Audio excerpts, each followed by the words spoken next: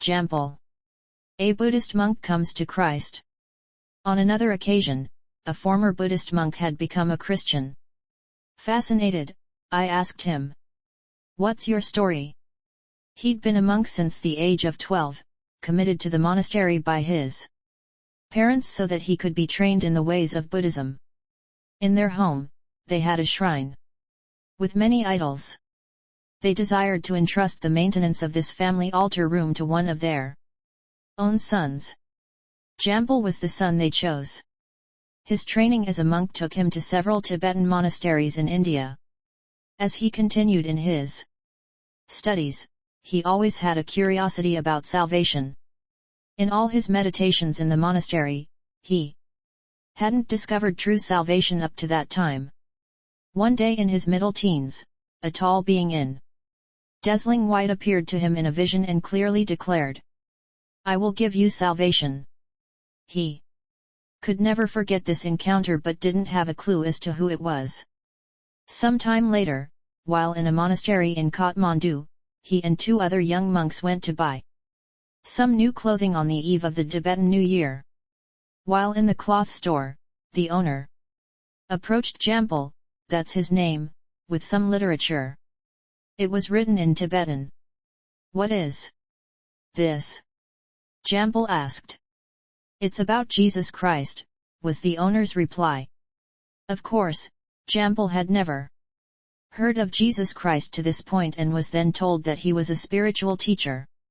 JAMPEL immediately refused the offer of literature since the Buddha, as he declared, was the only teacher for him. Minutes later, the other two monks said, No, JAMPEL, you should accept the literature." So he approached the man again and took what he'd offered.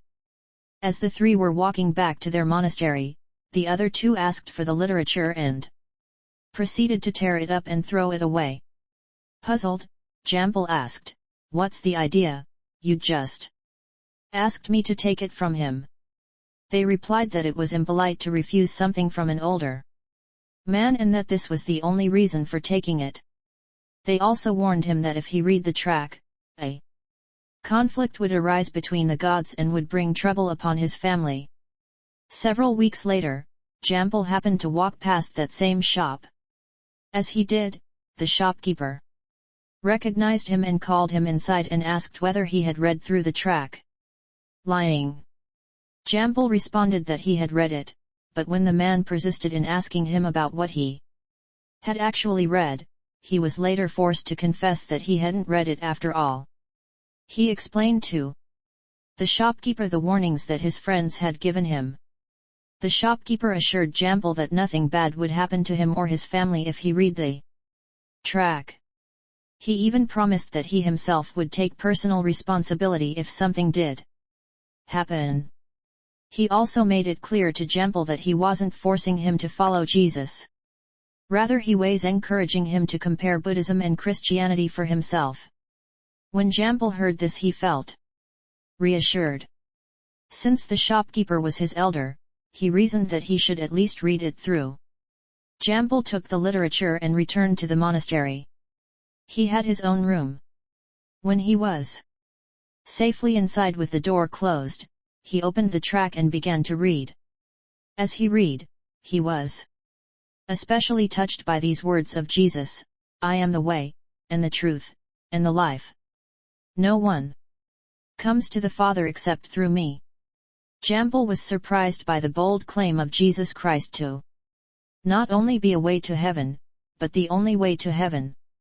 Comparing this with his own Buddhist beliefs, JAMPEL recalled that in all the teaching of the Buddha, he had never made such a radical claim. The Buddha always exhorted his disciples to test his teaching, JAMPEL reasoned to himself. He had never claimed that he was the only way to heaven. The Holy Spirit was convicting JAMPEL as he read the tract. It raised serious questions in his mind that he had never thought of before.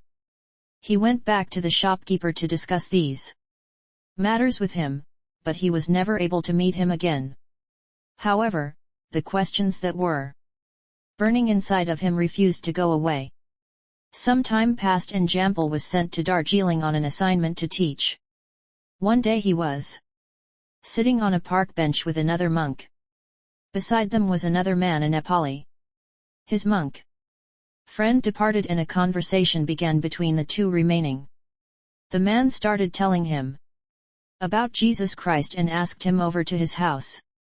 Several visits ensued and he took a copy of the New Testament back to his monastery cell to read. By his bed were Buddhist scriptures and carefully hidden under his pillow was the New Testament. He read it with great interest in it. Wasn't long before he knew without a doubt that it was the person of Jesus Christ who had appeared to him in that vision and said, "I will give you salvation." In each of the monks' cells, there was a peephole through which the monastery abbot could check on his students. On this occasion, while he was reading his New Testament, a knock came on the door and he hurriedly hid the New Testament under his pillow, dutifully pulled out his Buddhist scriptures, and pretended to read. Then, standing up, he opened the door for the abbot. He was immediately confronted with the question, "What were you reading?" "Why, these Buddhist scriptures, of course," Jampel replied. The abbot didn't believe it and Jampel had to confess as he dragged out his copy of the New Testament from under the pillow.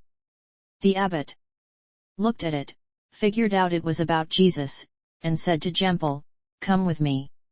Jampel was led into the big assembly hall where nearly 300 monks were gathered at the command of the abbot. In front of the whole assembly, the abbot turned to Jampel and the whole crowd and said, "Brother Jampel has been studying about Jesus Christ. In this monastery, we honor, respect, and follow the Lord Buddha.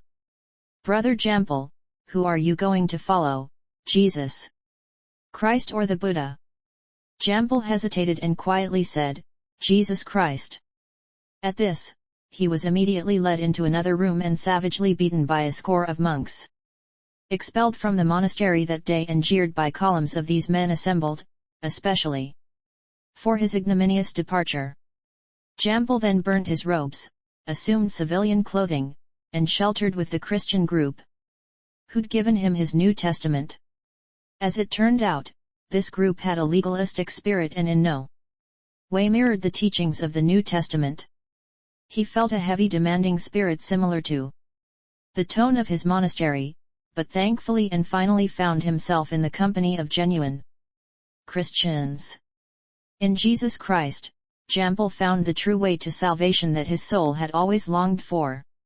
As he studied the words of Christ recorded in the Bible, he found the truth. He also found that Jesus was the true source of a life that would last forever.